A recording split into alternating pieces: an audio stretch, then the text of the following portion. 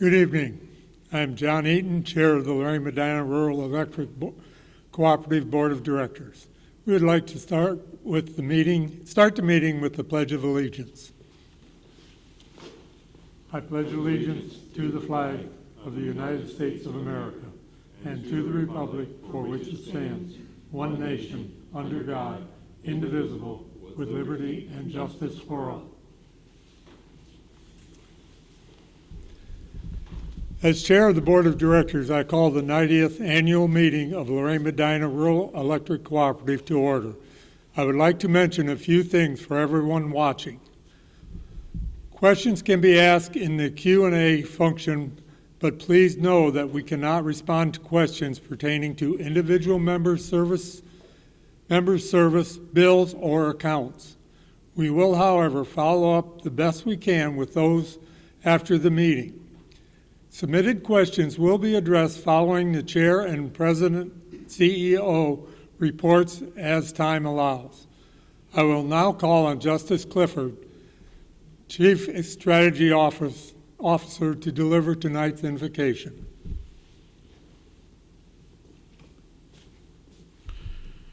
Dear Lord, we are grateful today for the chance to gather as members of this cooperative, bound together not by profit, but by purpose. We give thanks for the men and women who keep the lights on in our homes, our farms, and our communities, often in the harshest weather and at the latest hours. We ask that you continue to watch over every line worker, every crew, and every employee who serves this cooperative each day. We give thanks for the members who built this cooperative decades ago, who believed that neighbors helping neighbors could bring light to rural Ohio. May we continue to honor their vision as we look towards our future.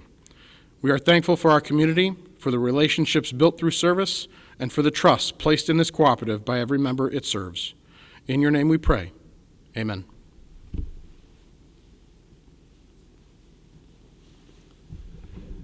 Brenda Wolf, Secretary of the Board of the Cooperative, will now submit proof of notice of the meeting.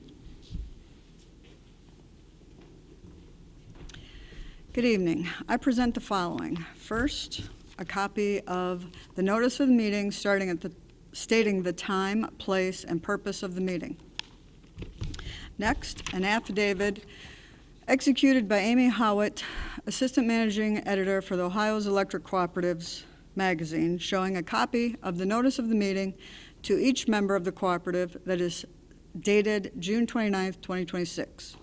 In the annual report leased in the July Ohio Cooperative Living magazine pages, you received a copy of the minutes of the 2025 annual meeting of the members to be considered for your approval. Thank you.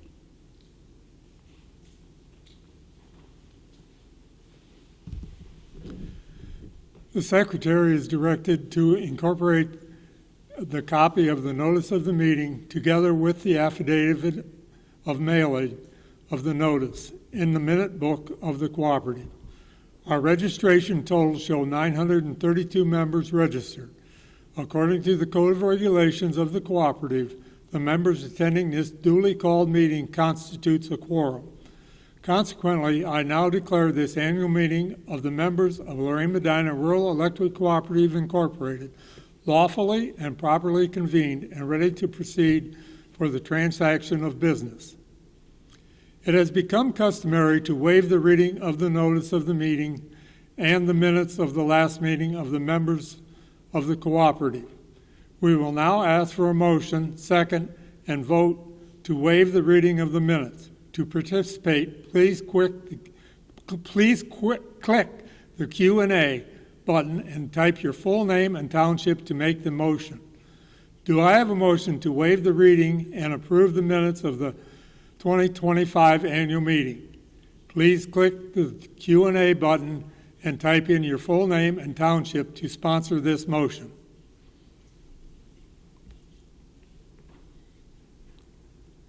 I have a motion from Erica Kuntz from Huntington Township. To submit a second, repeat the process and click Q&A button and type your full name and township. Do I have a second?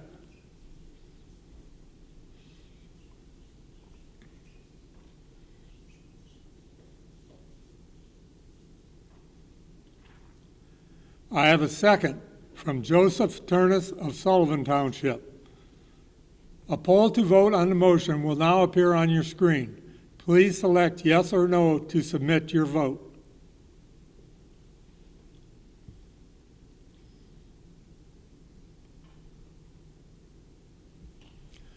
According to the poll, we have a majority to approve the motion. I would now like to introduce the Board of Directors who have served the cooperative for the past year and whose pictures were shown at the beginning of this meeting. I am Chair and District 4 Director John Eaton from Huntington Township, serving since 1984. Vice Chair Gary Rowland from Rochester Township, serving District 1 since 1978, and whose time on the board concludes with this meeting. Secretary Brenda Wolf of Sullivan Township, serving District 7 since 2015. Treasurer Keith Lowe from Spencer Township in District 8, serving since 1997. Director Brady McCann of Pittsfield Township, serving District 2 since 2024. Director Gary Broderick of Grafton Township, serving District 3 since 2025.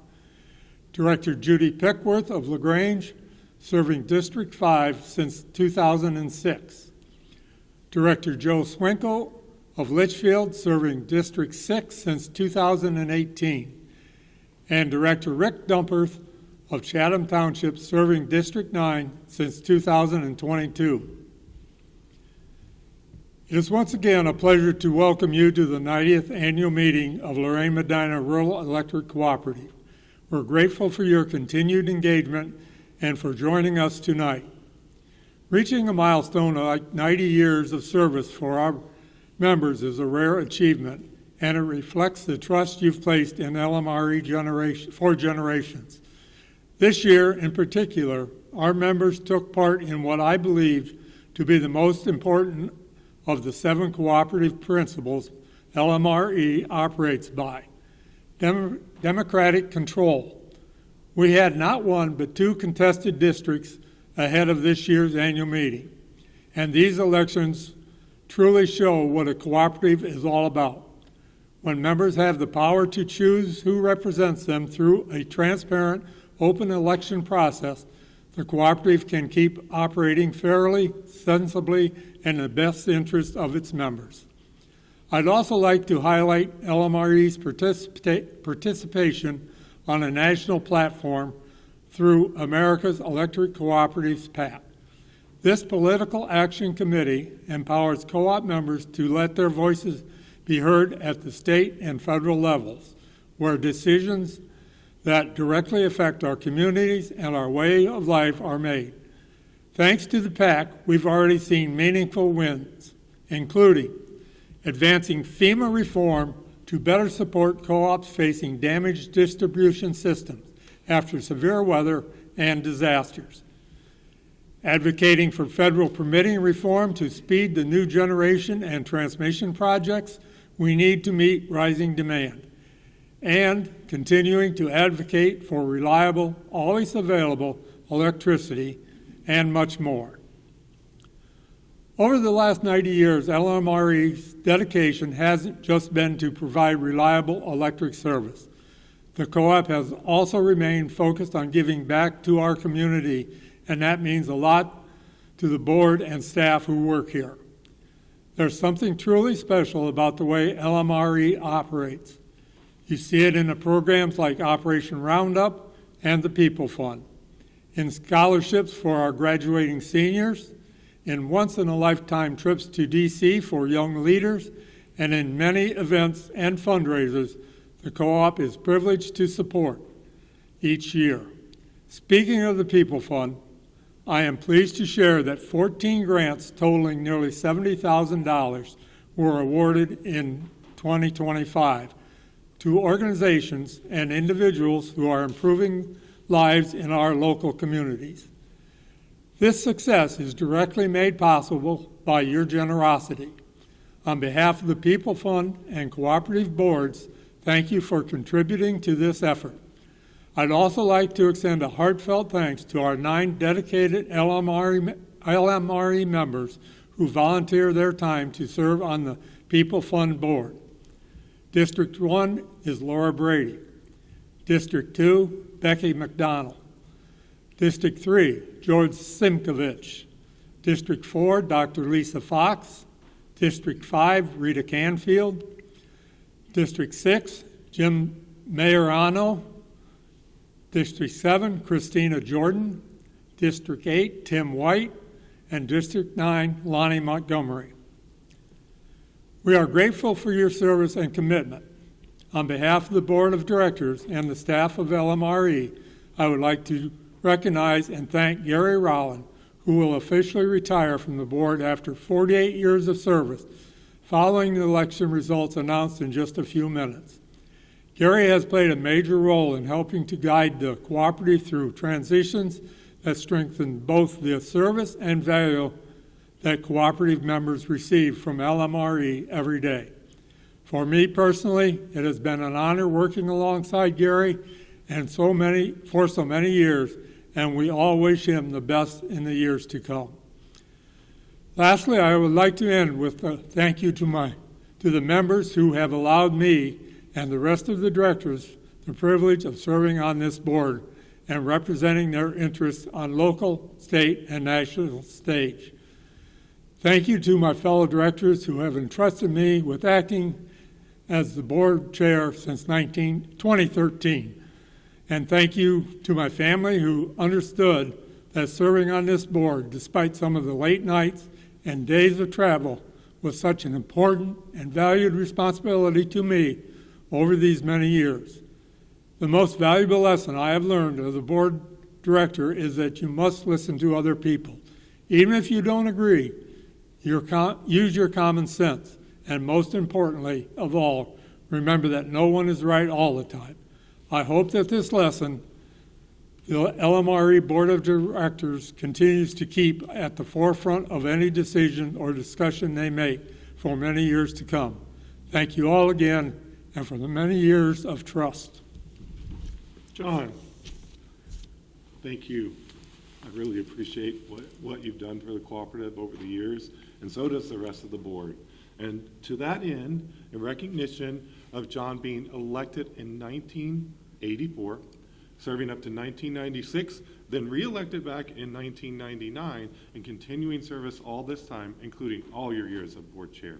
The Board of Directors would like to present you with this resolution talking about all the years of service and things that you have done from this cooperative. So, John, again, thank you so much. I really appreciate it. Thank you. Yeah, thank you.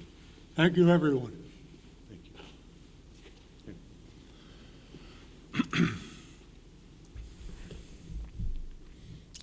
Well, good evening, everyone. I'm Ed Van Hoos, the President and CEO for Lorain-Medina Rural Electric Cooperative. At this time, we would like to recognize our 2026 Children of Members Scholarship winners, whose pictures were shared at the beginning of this meeting. Caitlin Libertowski of Western Reserve High School and Connor Job of Black River High School earned our $3,000 scholarships. Caitlin was also chosen to represent LMRE at our statewide association, where she competed against 23 other students and received 5th place, earning an additional $2,800. Audrey Hellickson from Mapleton High School and David Jones from Keystone High School earned our $2,000 scholarships. And we were also pleased to award an additional scholarship to an LMRE student. Peter Howard from the Medina County Career Center and Black River High School received our $500 Cooperative Trade Scholarship this year. We would also like to once extend our congratulations to all our winners. We are proud of each of these students, and we wish them success as they continue their education and pursue their goals. I would also like to take a moment to say thank you. Thank you to our board of directors for their leadership and guidance. Thank you to our employees who work every day to provide safe and reliable electric service to our members. Thank you to my family for their support. Without you, I would not be able to serve the cooperative in the way that I do. And most importantly, thank you to our members. Lorain-Medina Rural Electric exists because of you, and it's a privilege to serve as your CEO. Tonight, we gather for LMRE's 90th annual meeting, so it's worth time taking a moment to reflect on what that milestone really represents. 90 years ago, much of rural Lorain and Medina counties simply didn't have electricity. The investor-owned utilities of the day couldn't justify extending service into sparsely populated areas because there wasn't enough profit to be made. So rather than waiting for someone else to solve the problem, neighbors came together and built something themselves. They built a cooperative. The poles, wires, substations, and equipment may look very different today than they did in 1936, but the reason this cooperative exists has never changed. Our mission is still to provide safe, reliable, at-cost electric service while making decisions that serve the long-term interests of the members who own this cooperative.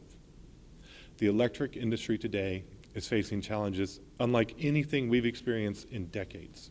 Electricity demand continues to grow as advanced manufacturing expands, and new technologies require more power than ever before. At the same time, many of the power plants that have provided reliable electricity for generations are retiring, while replacement generation often takes years to permit, finance, and construct. Now, regardless of political opinions or changing administrations, one fact remains constant. A reliable electric grid requires long-term planning. The investments we make today will often serve our members far into the future. And that means decisions cannot be based solely on today's headlines. They must be based on what will be best serving our members for decades to come. Our founders made good decisions for us 90 years ago, and it's incumbent upon us to do the same for future generations. Reliability has always been one of the foundational priorities of LMRE, and it continues to guide nearly every investment we make. And that includes in preparing for growth. One of the topics receiving considerable attention across Ohio today is the development of large data centers and other energy-intensive industries. And whenever projects like these are discussed, one of the first questions we hear from members is a pretty simple one. Will this increase my electric bill? And that's exactly the right question to ask. I mean, economic development is important. After all, new jobs and new investment strengthen our communities. But those opportunities should never come at the expense of the members who have spent generations building this cooperative. So through our membership in Buckeye Power, a new data center tariff has been developed specifically for these large data center loads. Its purpose is straightforward. Those entities creating the need for additional infrastructure should bear those costs rather than shifting them to residential, farm, and small business members. That approach allows us to welcome responsible economic development while protecting the people who already own this cooperative. So as your board evaluates opportunities like this, its responsibility remains the same as it always has been. Will this maintain reliability? Will it better serve the interests of our members? Will it keep rates as competitive as possible? And if the answer to those is yes, then it's something worth pursuing. Now, another topic we frequently receive questions about is capital credits. Unlike investor-owned utilities, LMRE is owned by you, its members. So when margins remain after expenses have been paid, those margins are allocated back to the membership based upon each member's percentage of annual electric consumption. Those funds aren't immediately returned because they help finance the electric system itself. The poles, substations, trucks, transformers, all facilities serving you today weren't paid for solely by today's members. They were built over generations by members who invested in this cooperative before us. And when financial conditions allow, your board authorized the retirement of a portion of those capital credits, returning that equity to the members who originally helped build the system. Sometimes we also receive capital credit retirements from Buckeye Power. That's our generation and transmission cooperative. And whenever that happens, your board has consistently chosen to pass those retirements directly back to you, our members, as well. Those distributions are separate from LMRE's own margins, but together they demonstrate one of the greatest advantages of the cooperative business model. In this way, the people who own the cooperative share in its success. Electric distribution systems like those owned and operated by LMRE require regular maintenance. So as we continue investing in our system, we've also continued evaluating how we finance those investments. In recent years, your board has supported transitioning more of our long-term financing from traditional federal lending programs toward financing through the National Rural Utilities Cooperative Finance Corporation, which is commonly known as CFC. And that decision wasn't made because federal financing is wrong. It's not a political decision. It was made because we believed CFC offered a more efficient way to finance projects while reducing administrative burdens and allowing us to respond more quickly to our members' needs. Our responsibility is to be good stewards of the resources you've entrusted to us. That includes continually evaluating whether there are better ways to finance the infrastructure that serves our communities. It brings me to the topic of safety. So when discussing budgets, one area your board has never hesitated to invest in is safety. After all, safety isn't simply another line item on a financial statement. It's a commitment to the men and women who leave their homes every morning to maintain the electric system that serves your homes. The protective equipment they wear, the training they receive, the specialized tools they use, and the programs that support safe work practices are not optional expenses. They're investments in ensuring every employee returns home safely at the end of every day. As many of you know, we've worked hard over the past several years to strengthen our safety culture throughout the cooperative. And that commitment will never change. We're also continuing to modernize the technology that supports our electric system. Our long-term technology plan includes continued investment in metering, communications, and system visibility. These improvements allow us to locate outages more quickly, improve restoration efforts, and better understand how our electric system is performing. And equally important, they allow us to make better decisions.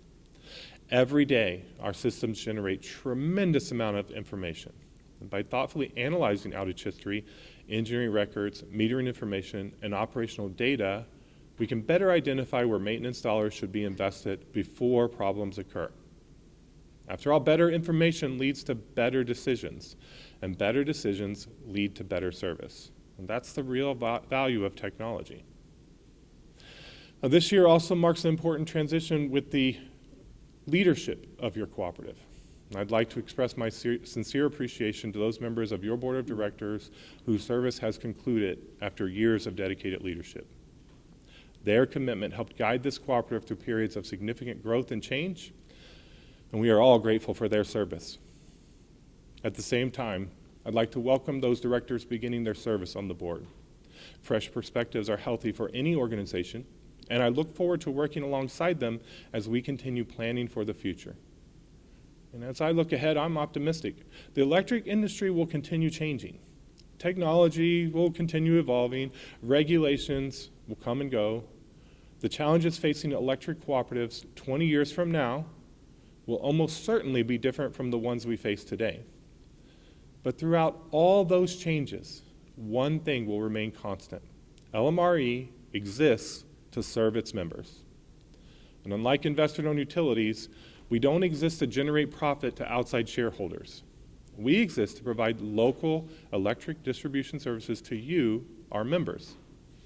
That's why every significant decision your board of directors and employees make begins with one simple question: how does this better serve our members?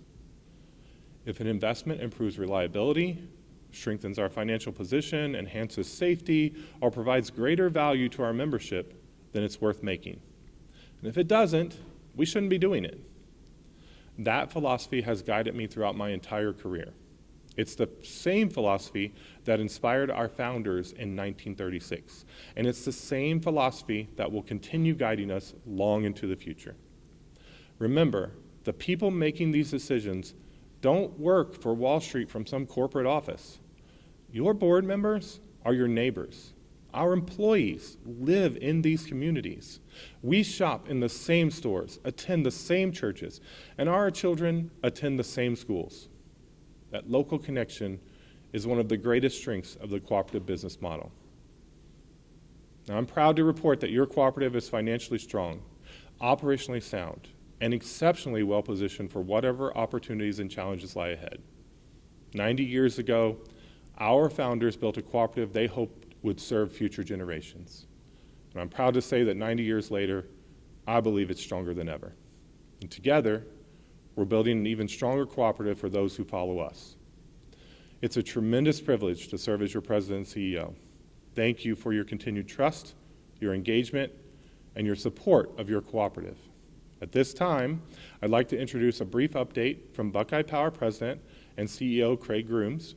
Following his remarks and the announcement of the board election results, we'll return for the question and answer portion of tonight's meeting. So if you haven't already done so, please submit your questions using the Q&A feature on your screen.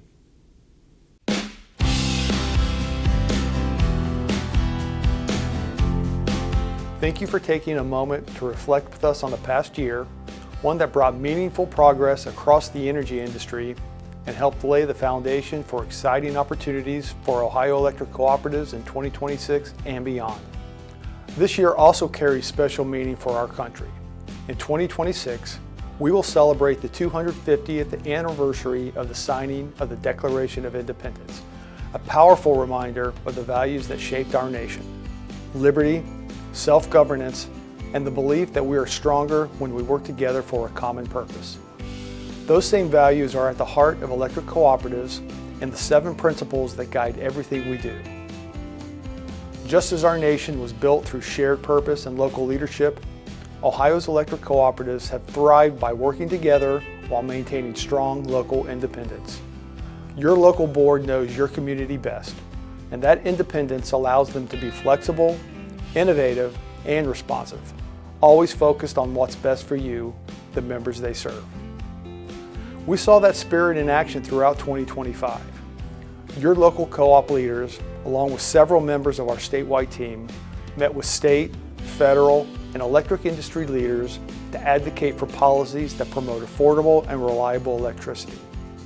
By engaging directly with these key decision makers, we are helping shape a policy environment that protects your interests as cooperative members and ensures that our service remains resilient and cost-effective. I'm optimistic that these efforts will pay off. Electric demand in cooperative territories remains steady and is poised for growth. Because cooperatives in Ohio own their own generation, we are well positioned to meet that demand with a goal of keeping rates as affordable and stable as possible. Financially, we are strong, thanks in large part to generation assets like the Cardinal Plan. These facilities continue to do exactly what they were built to do: run when they're needed most. During the coldest and hottest days of the year, our plants delivered power reliably because of ongoing investments, system upgrades, and operational excellence. Reliability doesn't happen by accident. It's the result of careful planning, discipline, and commitment. While we continue to focus on operational excellence at our power plants, the electric utility industry is entering a period of major change. Few topics have drawn more attention than data centers and large load growth. Across Ohio, more than a dozen major projects are being discussed, representing potentially thousands of megawatts of new demand. That growth brings opportunity, but it also requires thoughtful, responsible planning. Your cooperative boards are taking that responsibility seriously and asking the right questions. How much new load will come online? When will it arrive? And how can we serve it in a way that promotes economic development while also protecting existing members? When it comes to asking the right questions, one I've heard most often over the past year is, how can we protect co-op members from the higher costs brought by all the new data centers? The first thing to point out is that by having our own generation plants, it helps shield us from some of those increases. However, it's true that using the power grid has become more expensive. That's why we spend significant time trying to influence the rules for cost allocation to help ensure that data centers cover the expenses related to their usage. As these discussions continue, your cooperative and our statewide communications team will keep you informed, using new digital tools to make sure important updates reach you quickly and clearly. Safety remains our top priority. Our nationally recognized Colt Lineman Training Center continues to prepare some of the most skilled and respected line workers in the country, who you see every day keeping the lights on safely in your community. We are also investing in the future of the cooperative network by educating the next generation of cooperative leaders through year-round training for your co-op staff and inspiring school-age students with programs like Youth Tour, Farm Science Review, and Explore Ag. Our goal is to help the next generation understand the cooperative difference and the power of working together. If you ever have a question about these programs, your power plants, energy efficiency, or how your cooperative works, please don't hesitate to ask. We are here for one reason, to serve you, our members. There's no doubt this is a dynamic and complex time for the energy industry, but it's also an exciting one. And together, guided by the same cooperative values that have served us for generations, we are well prepared for what lies ahead. Thank you for listening, and thank you for being part of your electric cooperative.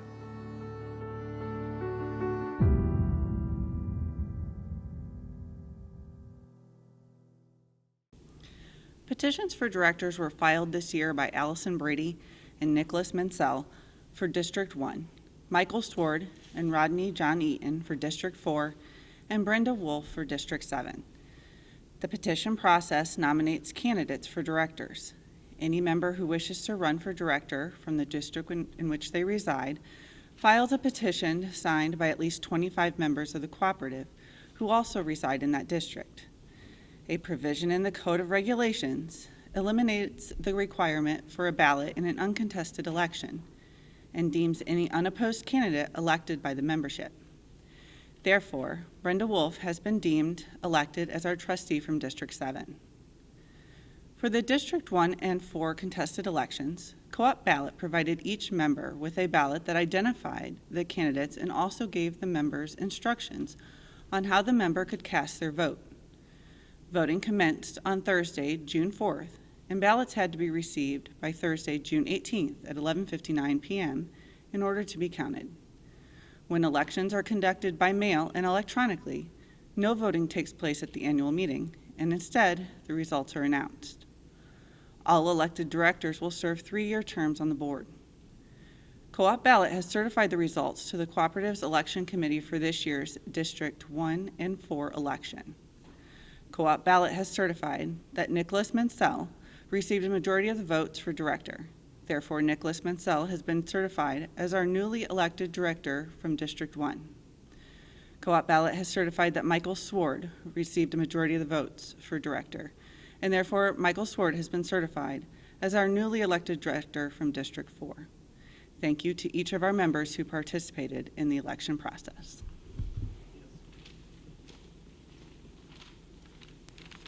Thank you, Heather. So now I'm going to invite the new chair pro tem to come up, Keith Lowe. Keith is the current secretary, treasurer of the board, but also serving in this capacity of chair pro tem until the next board meeting. And Keith and I are going to enter into the Q&A portion. So again, if you have not submitted a question, now is the time. We also have quite a few of them already. We will probably not be able to get to all of them, but we're going to try and pick ones that have sort of a common theme that is running and make sure we answer those. Every question that's asked will get followed up on. So if you ask something, you don't hear the answer right now, someone's going to reach out to you later and make sure that you get an answer to your question. So please don't hesitate to ask something even if we're out of time. It's fine. Someone will get back to you, I promise, okay? So why don't we start? So first there's a question about administrative expenses being up from 2025. That's actually a really good question. I'm glad that you looked at our report that we put out in the magazine that showed all of what's going on, and you noticed that, and that's pretty key because there's been a change. And that change is that in the past, safety was only in operations, and it was all pushed into the operations budget.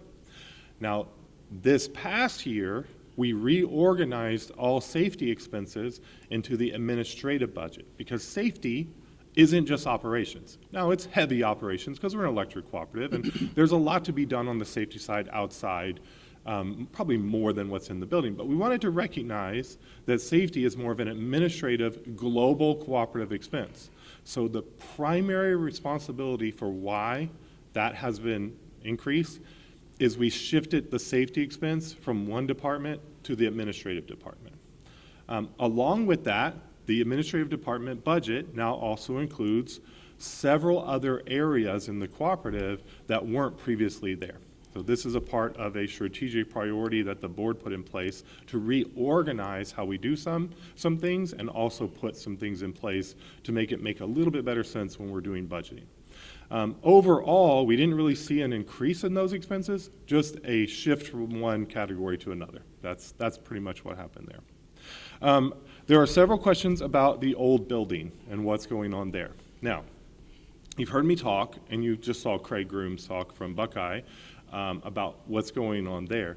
Buckeye is our generation and transmission cooperative. They have contractual obligations with the transmission lines through First Energy, AEP, those kind of companies throughout Ohio.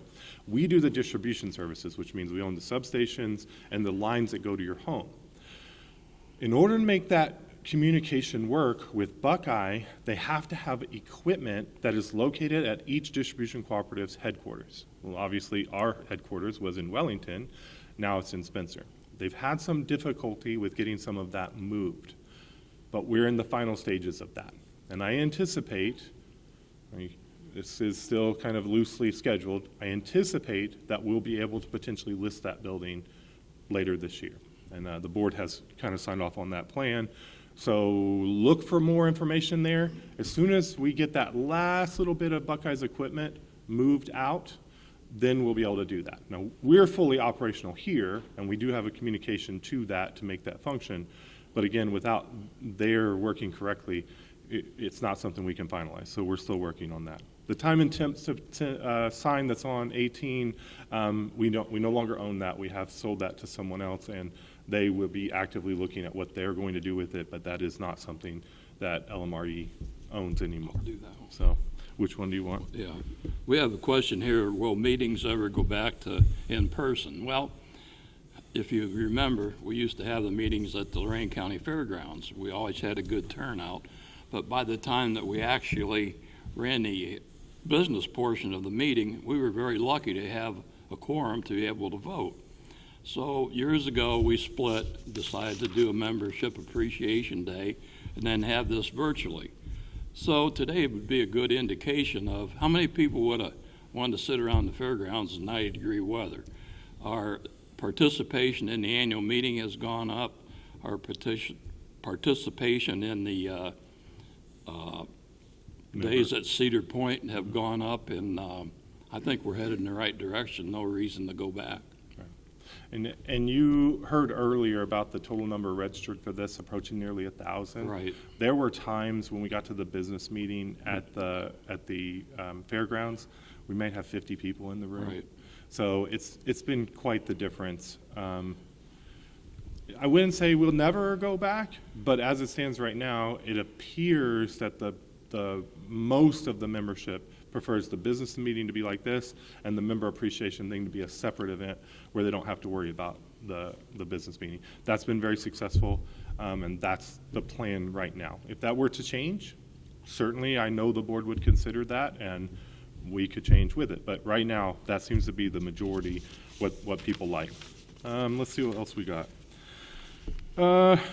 Any discussions to expand our solar? All right, so remember Buckeye again. So Buckeye actually owns the solar facilities, not LMRE. We have a portion of that assigned to us. So there are some of the panels that are at our old headquarters, but the majority of them are at a much larger site somewhere else. Because remember, all generation, that doesn't matter what source it comes from, comes through Buckeye. That's their role. We do the distribution services, they do the power. So that means that in order to have it expanded, all of the rest of the cooperatives in the state have to agree to do that. So as it stands right now, that second phase was put in a few years ago, and it seems like they filled the quota they want. I know they're talking about what the next phase may look like, but there are no definitive plans right now that I could report back to you saying, hey, this is going to be available for more. It could, and they're always looking at it, and if the need or enough people want it, then I could always take that and say, hey, my members are saying we need more. If I get enough of you saying that, I will bring that message to them, and they always take that very seriously. So again, if you have a lot of people that want to do it, make sure we know, and then we'll take that message to them. Let's see. Do we have inspectors checking poles and lines for reliability? Yes, we do. We have some internal people that do it, but there's also a pole inspection company we use on a regular basis. Now, doesn't mean they're 100% perfect because they have to go and take cores of all these poles, and there's a pretty long process on doing that. But we've instituted some new things. You heard me talking about the technology plan earlier. That is intended to change the way we are looking at what work we need to be doing. So right now we develop a work plan, we get that approved, and then we sort of follow through that work plan outside of just standard outage replacements and things like that. So what you can expect is as we move toward more of these data sources that I spoke about earlier, we're going to start seeing increased reliability. I know there's been some frustration in certain specific areas. Believe me when I say we are aware, we are working toward resolutions there, and you're going to start to see some results in those areas. That's a lot of words, I know. But what you're going to see is action to follow up those words. And I'm hoping by this time next year, we'll have some of these technology things in place, and we'll be able to have that data, which will then be used toward the work plan, and therefore start to show some action toward some of the issues that we've seen. Not everywhere in the system, but some small pockets here and there. So that's the answer to that one. There's a global question here about rolling blackouts. Will rolling blackouts be a thing in the future? I can't say they won't. Now, I know that the last heat wave we've had, which was just recently, there was a huge concern throughout all of PJM's territory. That's the multi-state organization that is responsible for reliability and making sure that the ins and outs of how power work and the voltage on the lines in general is working as intended. Generation sources have started to be retired. They are not being replaced in the same frequency as which they are retiring. So you have to imagine we're seeing more demand. I mean, a single data center could be the same as the entire LMRE load, just one data center. So you add that demand, repeat it throughout all these states, and then take off generation at the same time, we can have some issues, right? And then we set a peak record of usage in this last heat wave. All of these things come together to create a situation that, in my personal opinion, is kind of dangerous. We got really, really close to having some kind of rolling outages. Now, we announced some things, we talked to people, and people voluntarily pulled back during that time period. Not just our system, but across all of PJM. That worked. People helped. But we really don't want to have to do that. And so there has to be a long-term fix. Remember, we're a distribution cooperative. We don't own generation assets. We're a part of a G&T along with a lot of others, who is now a part of PJM. all of the Ohio cooperatives put together equal about 1% of PJM. So even if all of us in Ohio, in the cooperative world, did what we should be doing, which by the way we are, it's 1%. What we need is more national policy that helps make this make sense. Spent a lot of time advocating for that. You heard John talk about the PAC earlier. I spend a lot of time with legislators giving them this message. We have got to have some common sense reform when it comes to energy permitting and making sure that what we need is available when we need it. And that can mean a lot of different things, but we need to let the engineers do their job, operations do their job, and stop having politicians make decisions that require an engineer brain. That's probably the most direct I've ever been on that publicly, but it's getting to that point. So yes, I have a fear for this. Tomorrow, we're scheduled to be incredibly hot. You're going to see our communications team talking about that. They're going to send out everywhere asking, please look at the peak periods, try to conserve, try to do what you can and do your part. If everyone does that, ideally we won't have an issue. But I am concerned, not just for tomorrow, but for the future to come as we look at generation assets going offline and demand increasing. Pretty much that's the answer to that question. I know it's not positive, but that's where we're at. I really like one that isn't so me being negative on things. Do we have any of that? Maybe not. Let's see. This is probably going to be the last questions we can take right here. We're getting low on time. So does co-op offer energy usage and analysis for members? Yes. So we've migrated this program a little bit. What we found was that the in-home audits, we were spending a lot of windshield time, right? What we've done now is made a slight change here. There will be better phone support, and we have a new position called an Energy Services Representative, which is primarily phone support. So you call in, they can look through your account, try and help you figure out what is going on. And then, if you have a need, we have some relationships that are currently being established with people that are really familiar with doing energy walkthroughs or looking at HVAC systems or things like that in your home.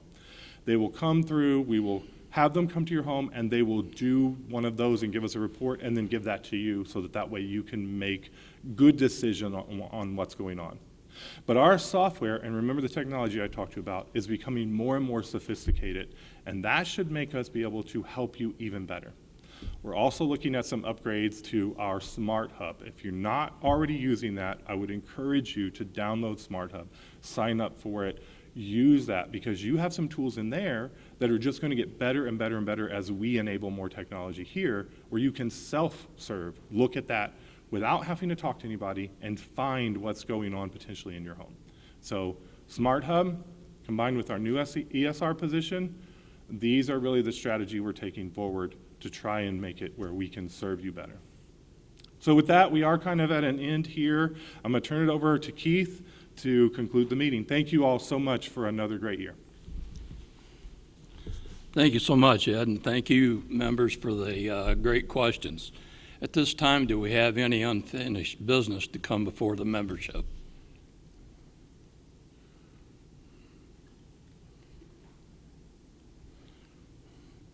Do we have any new business to come before the membership?